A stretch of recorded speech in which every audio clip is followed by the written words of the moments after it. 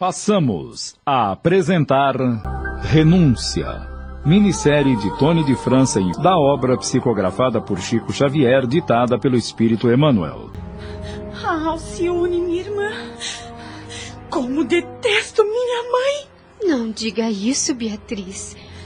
Como podes, em tão pouco tempo de provação e testemunho, esquecer o perdão que Jesus nos ensinou? Lembra os deveres filiais que devem ser sagrados em nossa vida. Mas a mãe que Deus me deu é desleal e criminosa. Beatriz, por que não dizer que Dona Susana foi doente do espírito em sua mocidade?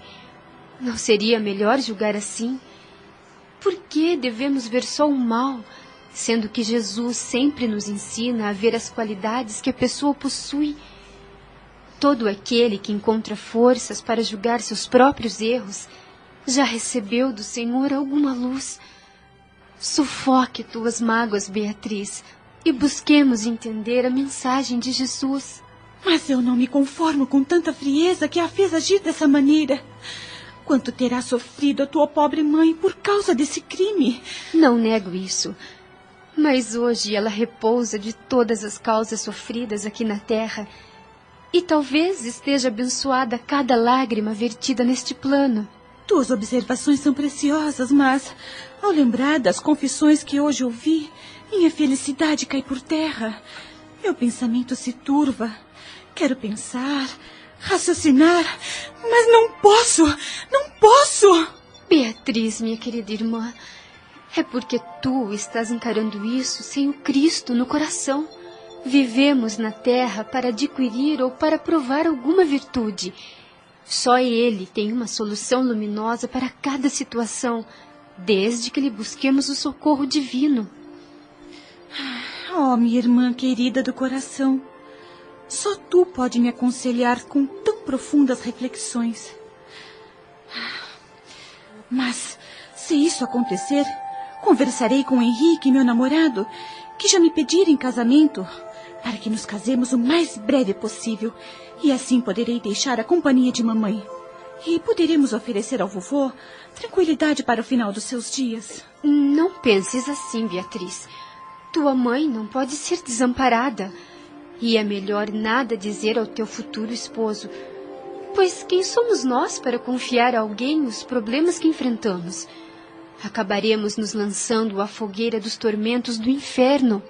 Horas mais tarde, o então noivo de Beatriz veio até o palacete da Cité demonstrando interesse familiar.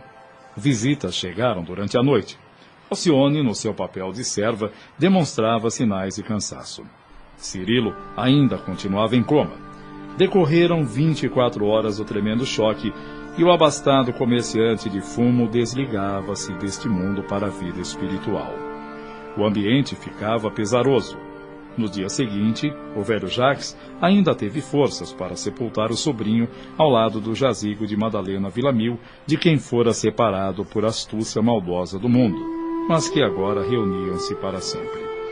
O funeral realizou-se com pompa. Grande era o número de eclesiásticos no féretro com luxuosas exéquias. Susana seguia o cortejo amparada por Alcione.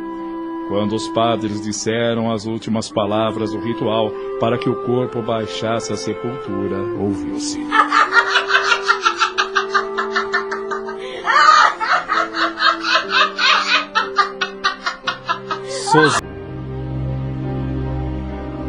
No palacete da Cité a vida continuava, mas de maneira triste, pois a viúva Davenport perambulava pelos aposentos dementada e enfraquecida. Beatriz, apesar de cheia de sonhos, ainda sofria pelo passamento do pai e pelos acontecimentos narrados. Já o velho Jacques vivia entre o leito e as lágrimas sem consolo, enquanto Alcione, sempre se valendo de sua fé inabalável e sempre amparando Susana como sua devotada enfermeira. Só Rob, que não vivia no palacete, pois continuava trabalhando em São Jacques e somente 3 vezes por semana vinha visitar sua irmã adotiva, mas sempre demonstrando penosa melancolia. Certo dia, o velho professor Jacques chamou Alcione e...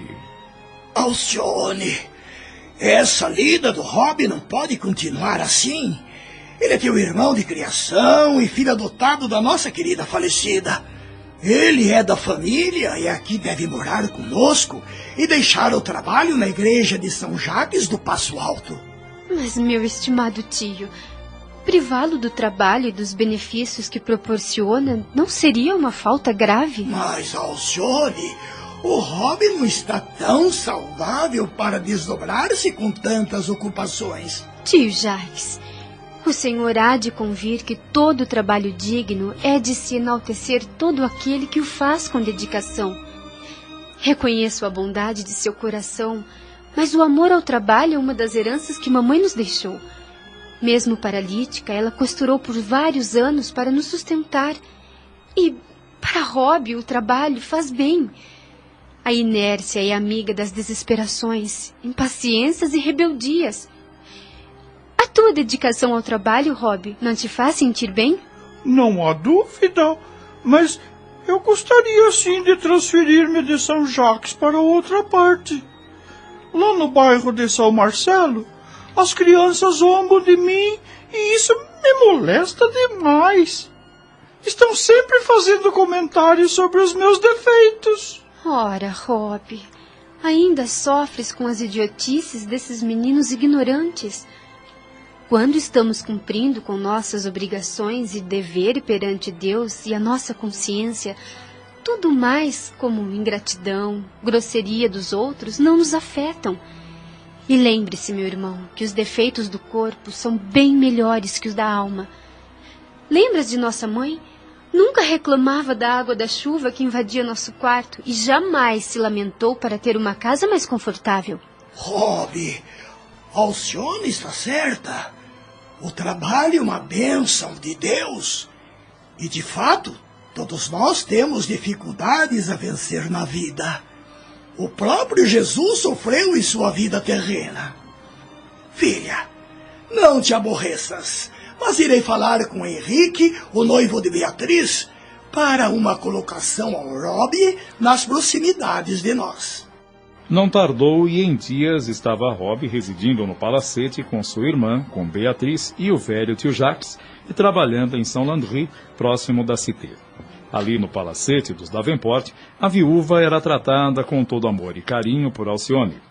Beatriz transformara-se numa jovem acessível, mas encorajada a seguir enfrentando as borrascas do mundo, o que despertava maior satisfação ao seu noivo. Só o culto doméstico não era mais frequente, devido à perturbação mental de Susana, mas sempre que possível, Alcione lia e meditava o Evangelho de Jesus. Já se passara um mês do passamento de Madalena Villamil e o estado mental da viúva Davenport se agravava dia a dia. Certa noite... Alcione, Satã está aqui. Veja. Mas o que deseja de mim? Eu já confessei tudo. Esta casa não é lugar de demônios. Volte para os infernos. Não levarás minha alma, bandido. Eu confessei a verdade. Deus me livrará de ti, maligno. Senhora Susana, não se exalte. Oremos a Deus pedindo calma e resignação. O poder das trevas se afastam ante a luz divina. Sim. Só o teu coração compreende minhas necessidades. Todos creem que estou alucinada. Meu pai e minha filha acreditam que estou sendo vítima de alucinações. Mas creia-me, Alcione, o demônio sempre vem me tripudiar. Mas quando tu oras comigo, ele se afasta. Mas diz que voltará ao primeiro ensejo. Senhora, procure acalmar-se e pense sempre na bondade divina. E quando esses espíritos maus se aproximarem, pense fortemente na confiança no Altíssimo. Teus conselhos são justos. E tu sabes que meu estado não é só alucinação. Sim, eu acredito na senhora. Alcione, já menti tanto quando sacrifiquei tua mãe. Mas hoje só quero a verdade. E por assim agir, Satanás me atormenta. Mas tudo isso vai passar. Tenha confiança em Jesus. Oh, Pai de infinita bondade. E a mãe de Beatriz adormecia cada vez que Alcione orava. Mas o ambiente continuava carregado. Certa noite, Susana, em prantos, gritava: Não! Não me deixe ir para a prisão, Alcione! Prefiro que a morte me leve daqui! Não fales assim. Ninguém a levará daqui. Esta é a sua casa. Ai, minha santa menina! Hoje vi novamente o maligno. E ele falou com meu pai e com minha filha para me afastar desta casa. A senhora não vai sair daqui. Ficará comigo. Deus não nos abandonará. Dito e feito. No dia seguinte, o velho Jacques e Beatriz chamaram Alcione e... Minha doce Alcione, Beatriz e eu estivemos pensando nos teus sacrifícios para atender da melhor forma a nossa doente. De comum acordo, achamos conveniente que a internemos numa casa própria, onde ela será tratada sem exigir a sua devota dedicação, que está te consumindo aos poucos. Pensam em afastá-la do convívio familiar? Não, eu não concordo. Dona Susana não pode sair daqui. Estou acostumada às vigílias noturnas. Ela precisa de carinho, ainda mais agora no transe amargo porque está passando. Eu não duvido dos cuidados das enfermeiras, mas ela se sentirá abandonada por nós. Mas, minha amada irmã, tu estás definhando. Veja a tua saúde e o estado de loucura de mamãe. Todos que aqui a visitam se impressionam com o estado de vocês duas. Tu pela dedicação e ela por sua loucura. Vocês não compreendem. A companhia de Dona Susana me faz bem. Desde a partida de mamãe, sinto um grande vazio na minha alma. Quando toco o cravo para ela, sinto que o espírito fica satisfeito. Querem agora tirar-me a satisfação do que faço. Como numa situação de espanto, os dois se entreolharam e não se atreveram a argumentar mais nada. Mas o velho Jacques, aproveitando a oportunidade de estarem os três juntos, tomou a palavra e disse a Alcione: Filha e neta do meu coração, informo-te que mandei buscar tua certidão de batismo em Versalhes, mas nada se encontrou. Porém, acredito que fostes batizada na Espanha por mando de Antero de Oviedo. Sim, mas posso saber o motivo dessa providência? É que precisamos regularizar a questão da herança paterna. Beatriz e eu precisamos atender essa parte. Por favor, não façam isso. Renuncio tudo em favor de Beatriz, pois sua felicidade, seus bens, são os meus. É impossível, minha filha. É justo pensarmos no teu futuro. O mundo dá muitas voltas e isto é um direito sagrado que te assiste. Fico muito grata por tanta dedicação, mas minha renúncia à herança material de meu pai é decisão que não posso modificar. Mas por quê? Explico minhas razões. Tu te casas em breve, minha irmã. Terá filhos que poderão usufruir e que, com certeza, irão precisar de mais recursos do que eu. E tem mais, não podemos degradar Dona Susana no conceito do genro que sempre a viu como amiga dedicada. Apesar de tudo, Alcione, gostaríamos de restabelecer a verdade, mesmo sendo dolorosa. Sei que Henrique de Saint-Pierre não se conformará. Mas para Beatriz, no futuro, ela jamais se perdoaria por ter ocultado ao seu esposo toda a verdade e negligenciando o exemplo que estás no passado. Pense bem, filha. Quem sabe, com mais calma, ponderarás nesse particular. Não, não esperem por isso. Minha decisão é irrevogável. Alcione, essa tua resolução não poderia parecer menosprezo a um esforço de teu pai? Minha consciência me diz que o nosso amado ausente me abençoa as intenções. Vocês nem imaginam, mas meu pai deixou uma herança muito mais sublime. Como assim? Deu-me um avô generoso e uma irmã devotada. Pode existir um legado mais santo? Oh, minha doce menina, que Deus te abençoe em todos os teus caminhos. Suas bênçãos, meu avô, para mim são uma riqueza eterna. Beatriz, muito sensibilizada, beijou a irmã e com lágrimas retirou-se. A situação no lar dos Davenport continuou sem alterações. Raramente as damas da corte, amigas de sua juventude parisienses, visitavam Susana e ficavam impressionadas pelo que ouviam da pobre demente. Certa vez, Susana comentou com uma de suas visitas. Acreditas, minha amiga, que o demo nos persegue diariamente? Ele quer aniquilar minha alma. Olha aqui. Será que tu também tens algum crime a confessar? Confessa e liberta-te do remorso. Satanás nos está espreitando. Veja! Tiremos as máscaras! Vamos! Vamos tirar as máscaras! E as visitas quase sempre se retiravam impressionadas e admiradas com a paciência da enfermeira.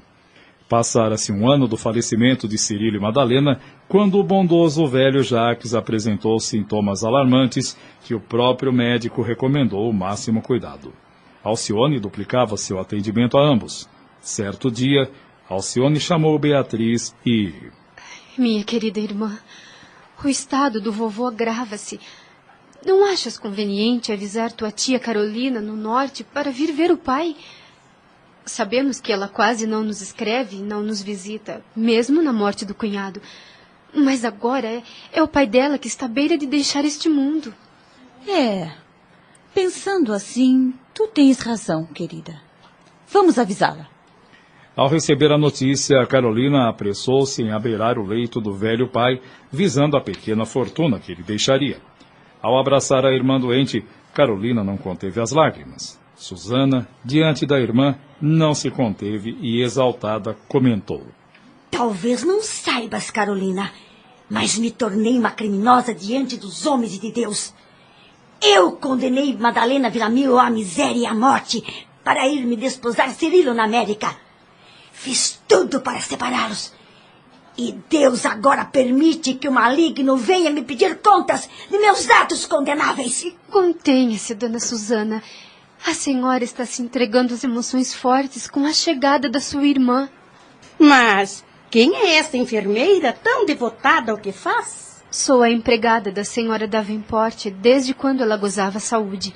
Tua dedicação para com minha irmã me impressiona. E Deus há de recompensá-la pelo devotamento com que cumpres teus deveres. Mas, me digas, a loucura de Susana é tão estranha. Como ela pode se referir a crimes que não praticou? Senhora, diz o médico que esse tipo de perturbação é comum às pessoas que têm o cérebro transtornado e, por ter se casado com um primo que fora marido de Madalena, isso a faz ter imaginações. Isso faz sentido. Minha irmã era muito amiga de Madalena Villamil. E é possível que ela se lembre da extinta dos seus delírios de demência. E é de se acrescentar que meu nome é Alcione Villamil, o que vem a influenciar no ânimo da senhora Susana sempre em minha companhia. É deveras curioso, pois suas feições muito se parecem com as da primeira esposa de Cirilo, quando jovem. De fato, muitos afirmam isso.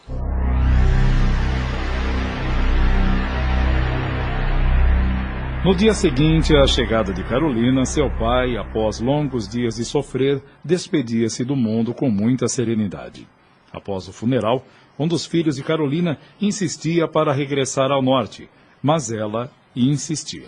Filho, tenha paciência, pois papai deixou certa quantia em dinheiro e, com certeza, estou incluída no testamento, que só será aberto daqui a 3 dias.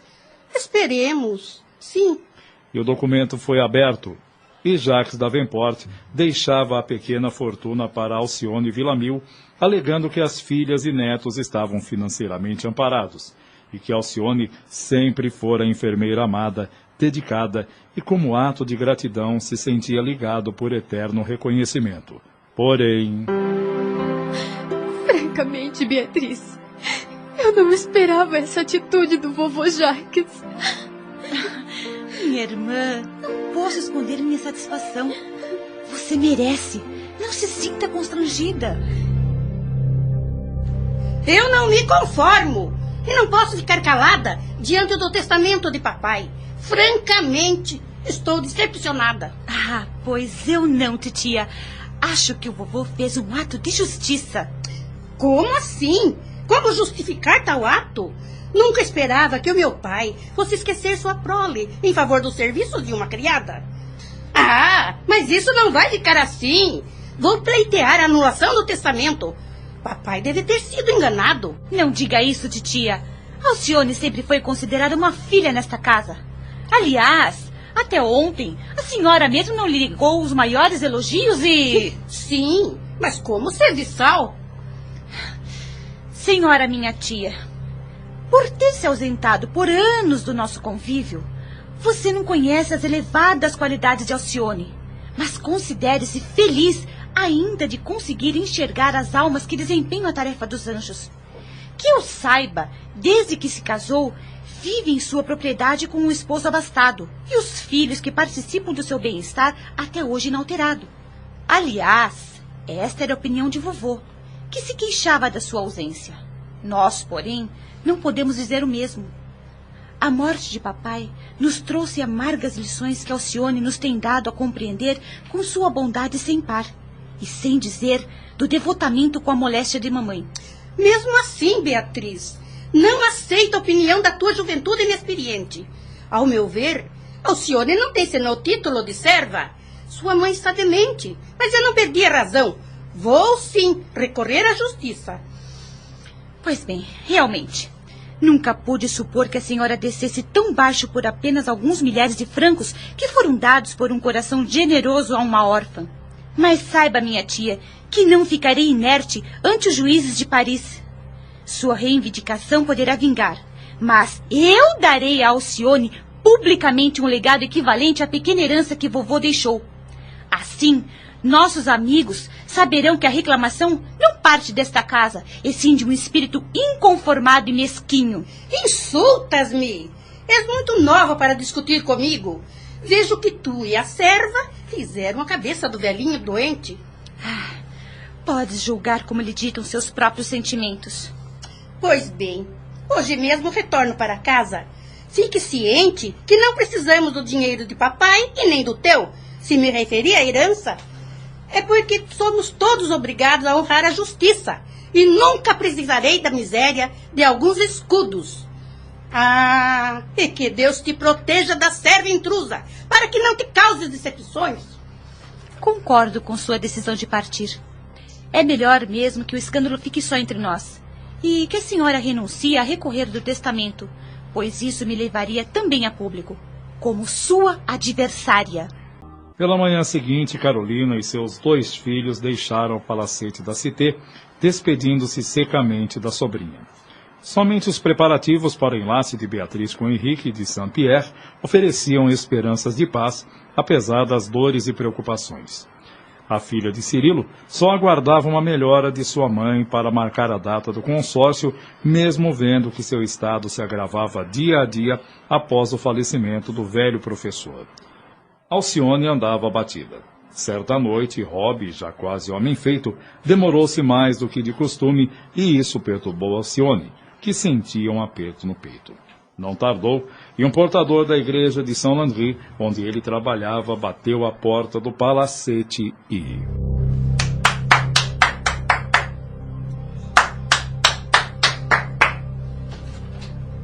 Lamento trazer más notícias, mas...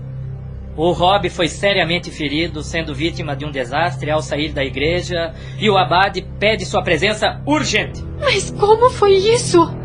Parece que Rob caminhava distraído e uma carruagem em velocidade o atingiu brutalmente. Os cavalos espantaram-se e o cocheiro não teve tempo de evitar o pior. E como ele está? Muito mal. Um dos cavalos o pisoteou no peito e ele sangra muito. Ele ainda conseguiu que chamasse o abade e que a prevenisse com urgência. Vamos logo, Alcione! Não há tempo a perder!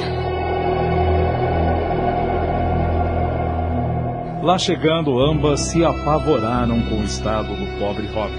O sangue borbulhava sem parar das feridas abertas. Não havia mais esperanças. O abade e alguns da igreja lamentavam que o jovem músico estava no fim.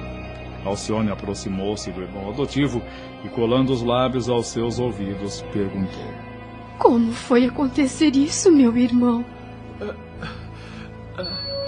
Deve ser a vontade de Deus que se cumpriu.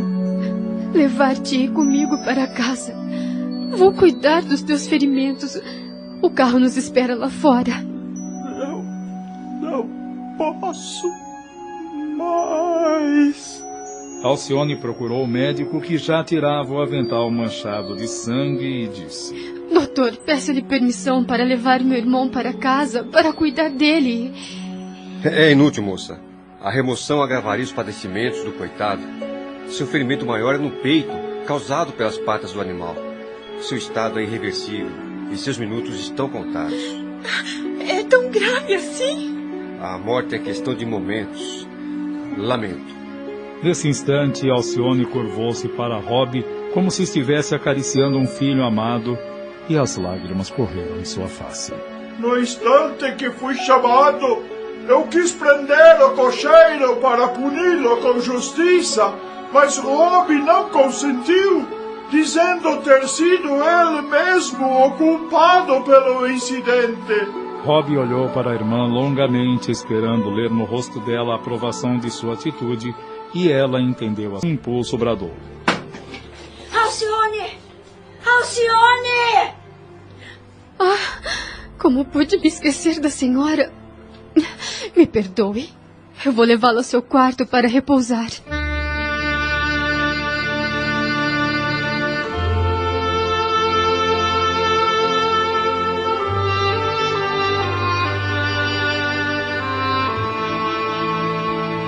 Após a morte de Rob, Susana Davenport viveu mais 2 anos. Teve uma agonia prolongada. Na sua hora derradeira, no leito, tomou a mão de sua filha e colocou-a nas mãos de Alcione, dando a entender que Beatriz nunca deveria de esquecer de considerá-la como um exemplo de vida, um símbolo. Os dias se passavam e Alcione já estranhava o repouso das tarefas que se dedicava anteriormente. Só os preparativos para o casamento de Beatriz trouxe-lhe ânimo, pondo de lado a solidão que estava sofrendo. Era como se o palacete da Cité fosse comparado a um jardim que fora abandonado e que agora começasse a reflorir. Até o culto do evangelho no lar foi restabelecido. Mesmo o noivo de Beatriz participava e se encontrava nas reflexões de Alcione. O ambiente familiar era de santas vibrações de fraternidade e alegria. Quando alguém se aborrecia, se entristecia, os ensinamentos de Cristo e o culto doméstico ganhavam os corações de todos. O enlace de Beatriz e Saint-Pierre realizou-se com simplicidade. Dias após a cerimônia, Beatriz notou que sua irmã voltara às recordações dos seus ausentes e impressionou-se com sua melancolia e pensou: Preciso fazer alguma coisa para arrancá-la desse estado. Ela é jovem, apesar dos seus 30 anos. Seus traços de beleza da juventude são nítidos. Vou falar com ela agora mesmo. Minha querida irmã, tenho visto que andas triste e abatida. Vamos eliminar isso tudo que aflige teu coração? Nota-se em seus olhos. Não te perturbes com isso, minha irmã. Quando nossos braços repousam, é natural que os pensamentos se agravem. Não estou triste, podes crer. É que tenho meditado muito e isso te induz a notar mágoas em meu espírito. Acontece que quando saio para passear com Henrique, sinto que meu júbilo se mistura ao remorso de por te ver assim. Tu és mais merecedora das bênçãos dos céus do que eu. Mas preciso te dizer algo e peço-te que não me censures. É que... Dize sem receio, de que se trata? É que... tenho pedido a Deus que te concedas a graça de um matrimônio feliz. Constituir uma família ao lado de um homem leal e puro e de filhos carinhosos. Alcione, eu posso te auxiliar nesse assunto. Quem sabe uma viagem a um outro país ou mesmo descansar em alguma praia, em contato direto com a natureza, irá lhe fazer muito bem. Mas eu estou muito bem e nada me falta.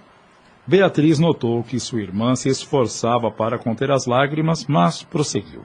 Henrique e eu temos pensado na colônia distante, onde temos bens materiais de relevância e que futuros negócios surgirão, bem como meus tios na América. E tua companhia conosco será indispensável. Quem sabe Jesus te reserva por lá um fiel esposo que te faça feliz como te desejamos de coração. E se eu te dissesse que tenho meu coração prisioneiro desde a primeira mocidade? Não me digas! Ah, agora quero saber de tudo. Com certeza o feliz eleito não está aqui em Paris. Porventura, trata-se do gentil homem espanhol? Foi aí que Alcione narrou em detalhes o que lhe passara na juventude, recordando Carlos Clenaghan, o encontro e a última vez em Paris que a impossibilitou de revelar-lhe o que ocorria com sua mãe e seu pai. Beatriz obtemperou. E não seria agora o momento da conciliação? Pode ser. Tenho pensado nisso. E estou certa que Carlos confia na minha sinceridade e não deve ter desposado outra mulher. E, quem sabe, eu possa agora convencê-lo de retornar ao ministério sacerdotal. Que dizes? Não querias obrigá-lo a retomar um serviço contrário à sua vocação? Vocês têm o direito de ser felizes. Acaso, Beatriz, supões que Deus ainda me concederá semelhante felicidade? E por que não? Estás moça e bela, como aos 20 anos. Vamos já entrar em contato com Ávila. Minha irmã, não seria melhor que eu fosse até lá? Quero surpreendê-lo com o cumprimento de minha palavra. Irei sozinha até Castela Velha.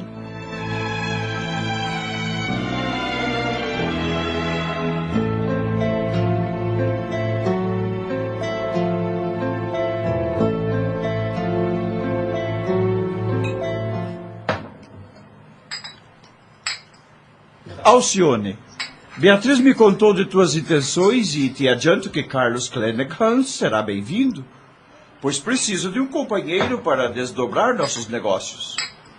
Creio que teu futuro esposo nos ajudará com seu trabalho. Podes ter certeza, pois Carlos é honesto, trabalhador, leal e de caráter nobre. E ele será para nós um irmão. Com certeza. E quanto à nossa transferência para o Novo Mundo? Que achas, Alcione? Estou de pleno acordo. Muito bem. Clenaghan irá conosco como membro da família.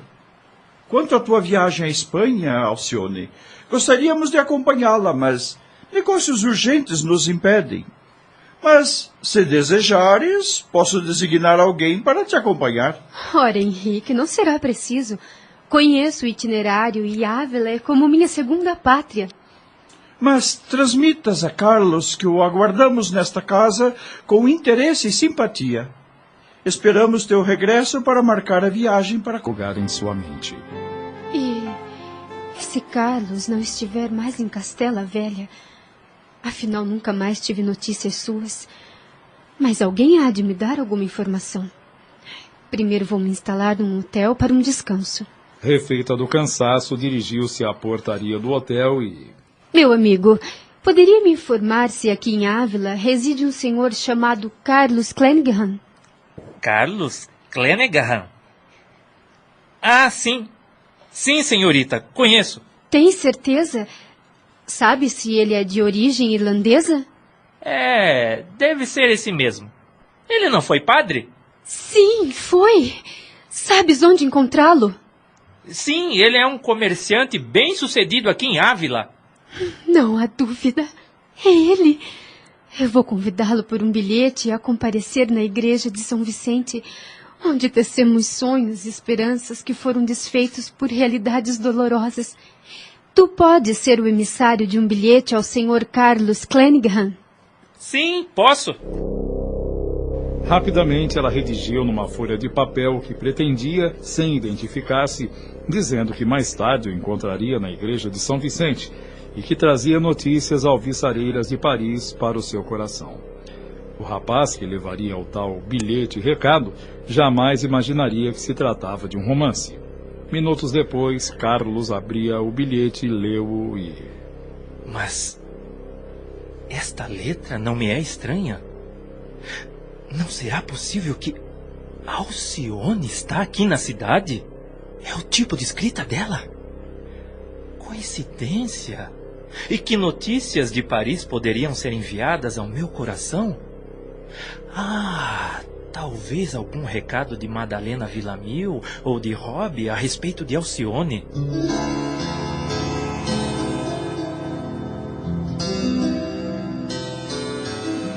Eis que entardecia e a noite chegava. Alcione dirigiu-se até ao velho templo. Ajoelhou-se, fez suas preces, recordando o velho sacerdote a quem se devotou como filha afetuosa. De repente, seu coração vibrava acelerado. Era o sobrinho do padre Damiano. E... Carlos, não me reconheces? Vim cumprir minha promessa. Alcione? Meu Deus! Não estou acreditando. Me perdoes. Se eu soubesse antes que te causaria este abalo, não teria feito esta surpresa. Num misto de emoções e lembranças amargas, de esperanças perdidas, Carlos estava atônito e sem palavras. Alcione, percebendo o estado dele, disse: Vamos sair e respirar o ar da noite. Nos fará muito bem. Olha ali o velho banco de pedra. Sentemo-nos. Mas, afinal, conta-me. Dê-me as notícias dos seus e dos amigos. Com todo amor e devotamento, Alcione narrava os acontecimentos em sua vida junto aos seus. Falou dos passamentos de sua mãe e de Rob, e a forma como ele desencarnou. Carlos a tudo ouvia atentamente, e lamentou os fatos, e num ímpeto perguntou: Agora que estás aqui diante de mim, não posso deixar de te dizer o quanto tua atitude magoou o meu coração. Senti que me tratavas tão friamente. Por quê? Carlos, naquela ocasião, Jesus me pedia testemunhos de filha aos quais eu não poderia fugir e... Mas eu me ofereci para trazer tua mãe e Rob em nossa companhia. Poderíamos ter sido muito felizes, mas tu te opusestes. E o que fazias naquele palacete da Cité? Por que saías da tua casa a pé e depois tomavas um carro discretamente? Alcione, eu te segui, te observei. E aquele homem que te abraçou no portão quando chegavas sorridente? Alcione, quanto veneno lançastes na minha alma. Jamais pude imaginar que Paris te transformaria tanto a ponto de esquecer nossos compromissos e contrariar tua mãe enferma que tanto desejava sair de Paris e voltar à vida simples de Ávila. Calada, Alcione a tudo ouvia com muita atenção e depois de uma pausa sentenciou: Não devias ter sido tão radical no teu julgamento, Carlos. Aquele homem era meu pai. Teu pai? Sim, Carlos. Meu pai, Cirilo Davenport. Desde a enfermidade do teu tio, o padre Damiano, as atribuições que me cabiam, eu as desempenhava com amor e devoção. Disso não tenho dúvidas, pois sempre demonstrastes qualidades primorosas. Mas jamais pude supor que serias capaz de tamanha renúncia. Não crês que eu tenho cumprido meu dever sagrado de filha? Meu coração jamais esqueceu a tua dedicação e o teu amor. Outrora, tuas obrigações sacerdotais nos impôs a separação. Sempre lutei para que não abandonasses o que sempre considerei uma tarefa sublime. Perdoa-me. É todo e mais puro sentimento que agora sinto. Perdoa-me, Alcione. Renúncia. Minissérie de Tony de França, da obra psicografada por Chico Xavier, ditada pelo Espírito Emmanuel.